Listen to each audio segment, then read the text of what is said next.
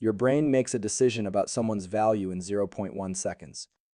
In the next few minutes, I'm going to show you how to reprogram other people's neural circuitry so they instantly see you as someone worthy of profound respect.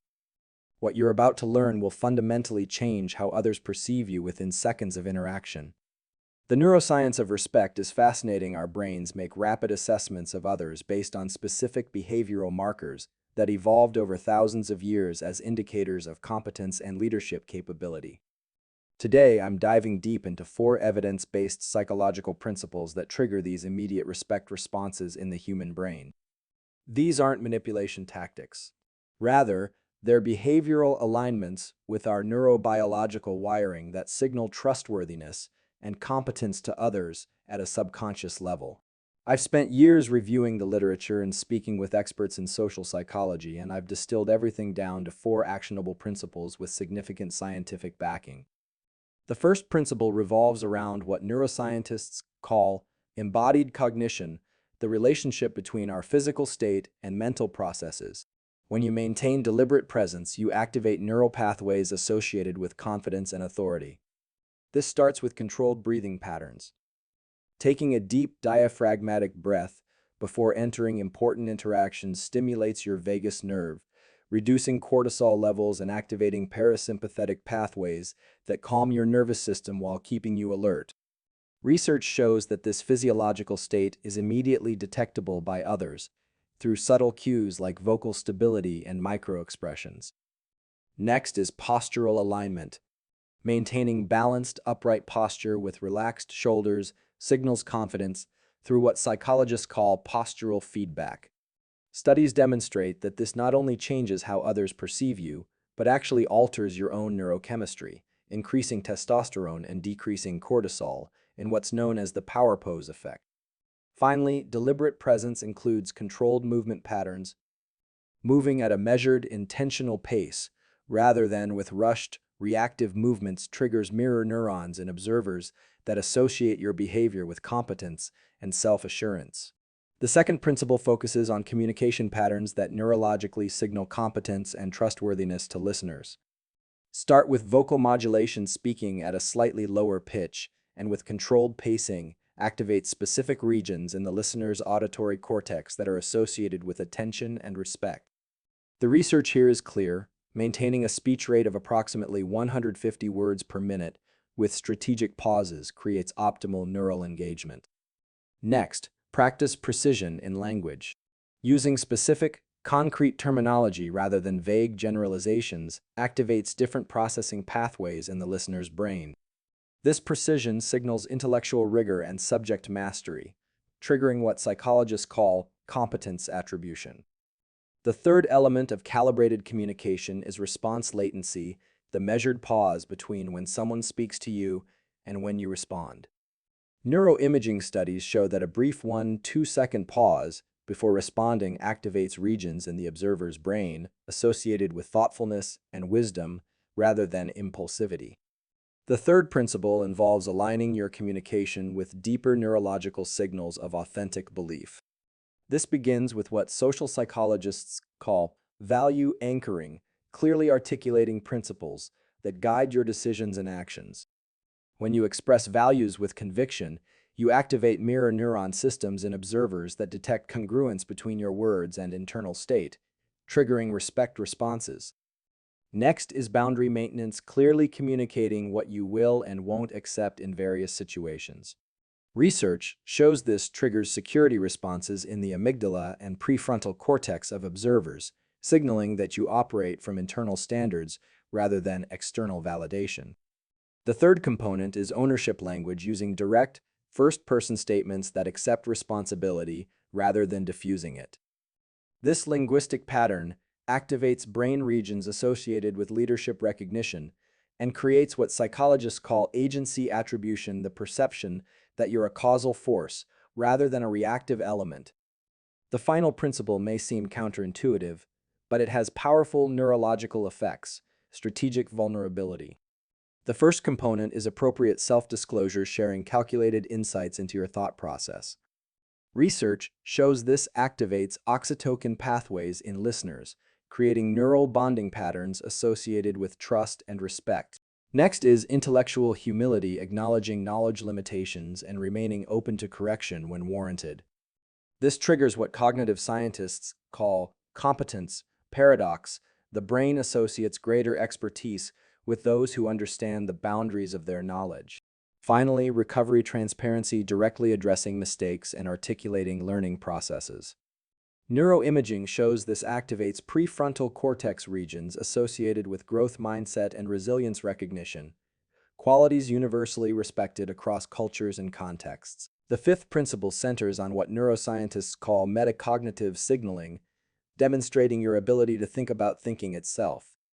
This principle leverages the brain's evolutionary programming to recognize and respect superior cognitive processing abilities.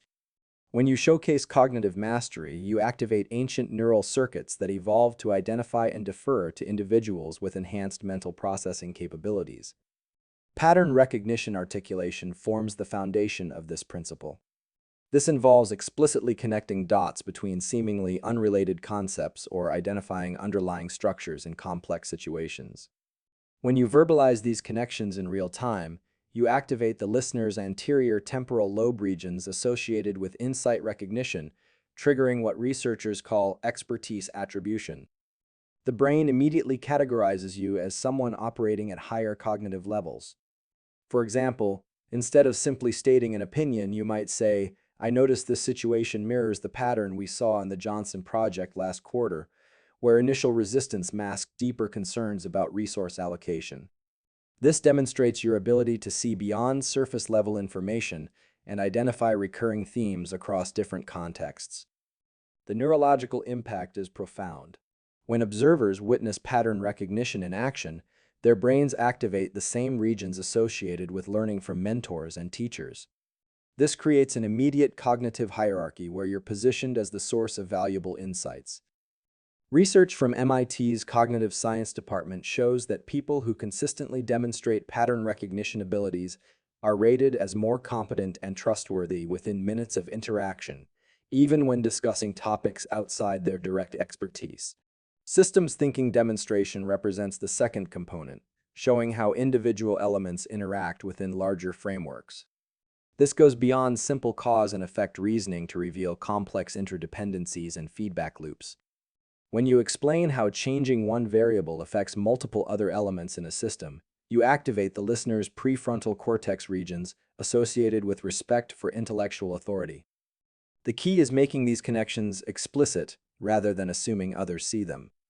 You might explain, if we accelerate the timeline here, it creates upstream pressure on the design team, which could cascade into quality issues that ultimately impact customer satisfaction and require more resources to fix than we'd save by moving faster. Research in cognitive psychology demonstrates that when people witness systematic thinking patterns, their brains release small amounts of dopamine associated with learning and discovery. This creates a positive association with your presence and ideas. The observer's brain begins to anticipate valuable insights from future interactions, establishing you as a cognitive resource worth paying attention to. Predictive reasoning completes this triad, involving making logical forecasts based on current patterns and explaining your reasoning process. This isn't about making wild predictions, but rather using available data and established patterns to anticipate likely outcomes. When you say, "Based on how similar initiatives have played out here, I expect we'll see initial enthusiasm, then resistance around week 3 when the workload reality sets in, followed by acceptance once people see the efficiency gains," you're demonstrating sophisticated situational analysis. Neuroimaging studies reveal that when observers witness accurate predictive thinking, it triggers ancient neural circuits evolved to recognize and follow those with superior situational awareness and strategic capability. These are the same brain regions that activated when our ancestors identified individuals with better ability to anticipate weather patterns, animal behavior, or tribal conflicts. The modern brain still responds to these demonstrations of foresight with automatic respect and deference. The power multiplier effect occurs when you combine all three components. Pattern recognition identifies what's happening, systems thinking explains why it's happening, and predictive reasoning forecasts what will happen next. This trilogy creates what cognitive scientists call intellectual presence, a neurological state where others automatically attribute higher competence and seek your input on decisions. The brain recognizes this combination as evidence of superior cognitive processing and activates ancient hierarchical response patterns that evolved to identify and follow cognitive leaders. The sixth principle involves what social psychologists term adaptive social sensing, the neurologically sophisticated ability to read, respond to, and influence group dynamics in real time. This principle activates the most complex regions of human social cognition, leveraging neural networks that evolved over millennia to identify individuals capable of navigating intricate social hierarchies and tribal dynamics. When you demonstrate social calibration intelligence, you trigger ancient recognition systems that associate this capability with leadership potential and social authority. Contextual awareness demonstration forms the cornerstone of this principle, showing that you understand not just what's being said, but the underlying social currents, unspoken tensions, and group dynamics at play. This involves reading micro-expressions, vocal tonality shifts, body language incongruences, and energy changes within group settings. When you acknowledge these subtleties appropriately, you activate mirror neuron networks in observers that associate this awareness with social leadership and emotional intelligence. For instance, you might observe, "I'm sensing some hesitation about this direction, and I'm wondering if there are concerns that haven't been voiced yet." This demonstrates your ability to perceive beyond surface-level communication and recognize the emotional undercurrents that truly drive group behavior. The neurological impact occurs through what researchers call social resonance circuits, interconnected brain regions, including the superior temporal sulcus, medial prefrontal cortex, and temporoparietal junction. When others witness your social awareness, these regions activate in their brains, creating what neuroscientists term competence contagion. Their nervous systems begin synchronizing with yours, establishing you as the social navigation reference point for the group. Studies from Harvard's Social Cognition Lab demonstrate that individuals who consistently demonstrate contextual awareness are perceived as more trustworthy and influential, with group members unconsciously deferring to their social judgment within minutes of interaction. Tension resolution capability represents the second critical component, involving the ability to identify and address interpersonal or group conflicts before they escalate into destructive patterns. This requires recognizing early warning signs of social friction, understanding the root causes beneath surface disagreements, and implementing interventions that preserve relationships while addressing underlying issues. When you successfully navigate these situations, you activate oxytocin pathways in observers while simultaneously triggering their amygdala's safety recognition systems. The brain interprets successful tension resolution as evidence of advanced social processing abilities and protective leadership qualities. Research from Stanford's behavioral psychology department shows that when people witness someone successfully de-escalate conflict, their brains release neurochemicals associated with safety and trust.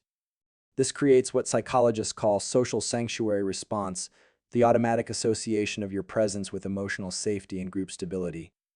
You become the person others instinctively turn to when social situations become complex or challenging, establishing natural authority through demonstrated competence rather than positional power.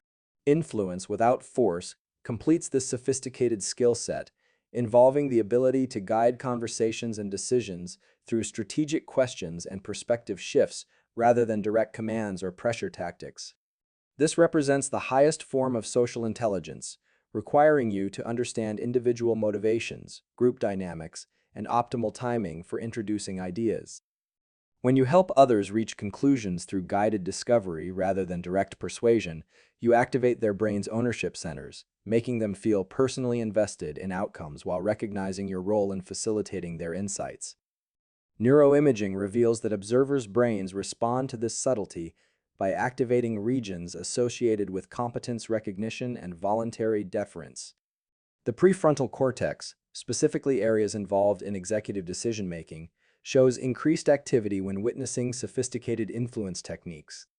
This creates what social psychologists call earned authority respect, that emerges naturally from demonstrated capability rather than imposed hierarchy. The brain recognizes sophisticated social influence capabilities and responds with automatic deference patterns that evolve to identify and follow individuals capable of optimizing group outcomes through superior social navigation skills.